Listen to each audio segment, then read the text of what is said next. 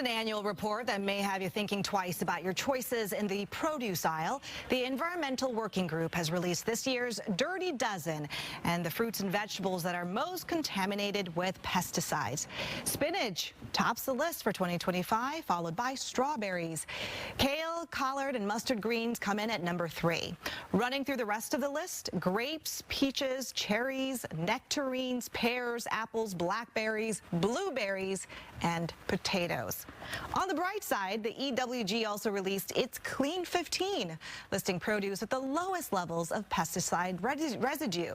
Those are pineapples, sweet corn, avocados, papaya, onion, sweet peas, asparagus, cabbage, watermelon, cauliflower, bananas, mangoes, carrots, mushrooms, and kiwi. So before you rewrite your grocery list, we're taking a closer look at the concerns with pesticides and what you can do about it.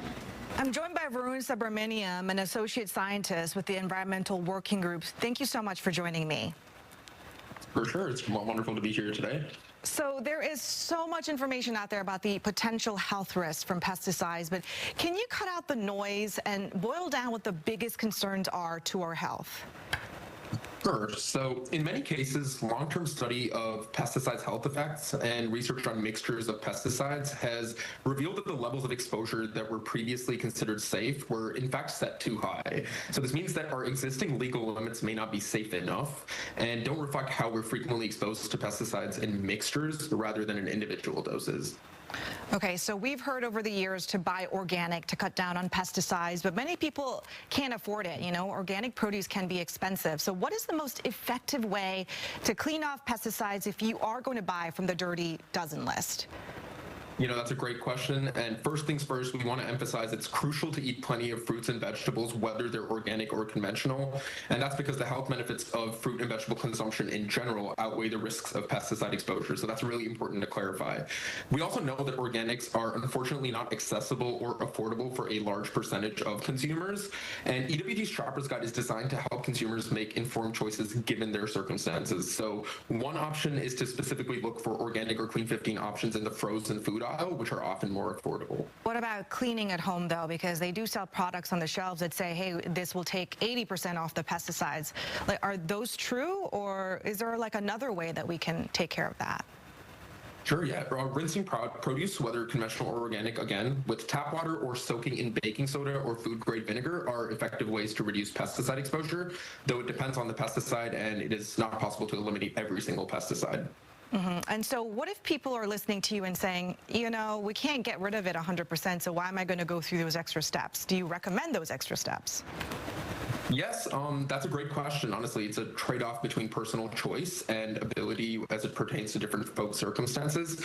Again, not to repeat, but it's important to eat fruits and vegetables regardless of how they're grown. And the reason why we recommend sort of taking care of pesticides on your produce is that pesticides can enter our bodies in many ways, and a significant source of exposure is diet. And once they've entered, we know that there are several associations between higher exposure and neurotoxicity, cancer, endocrine disruption, adverse birth outcomes, and that's just to name a few. Yeah, so under the MAHA movement, the conversation of removing pesticides, starting on our farms, have really amped up. And we know we can't overhaul an entire agricultural system overnight, but what substantive first move can, you know, the government make on this? If you were at the table having a conversation with the health secretary, what kind of recommendations would you have for the government to take right now? Yeah, that's a great question, and I'm glad you brought that up. So bringing attention to issues of pesticide and health in general is good, and EWG welcomes voices to this important conversation that span all parts of the political spectrum. It's really important to be clear about the facts here. So RFK Jr. and the Department of Health and Human Services have no authority over pesticide regulation, despite any claims that might have been made to the contrary. Pesticide regulation in the United States falls entirely under the purview of the Environmental Protection Agency. Unfortunately, the EPA is currently in an aggressive deregulatory phase when it comes to toxic chemicals and other issues that impact public health and the environment generally.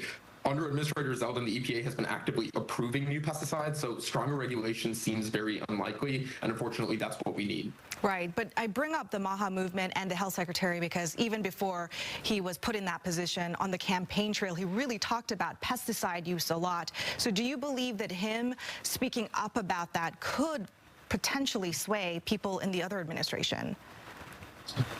As we mentioned earlier, it's important to have voices on this topic from all sides. And it's always good to have folks speaking up about this, regardless of where they identify on the political spectrum. So in that sense, yes, it's great to have those voices.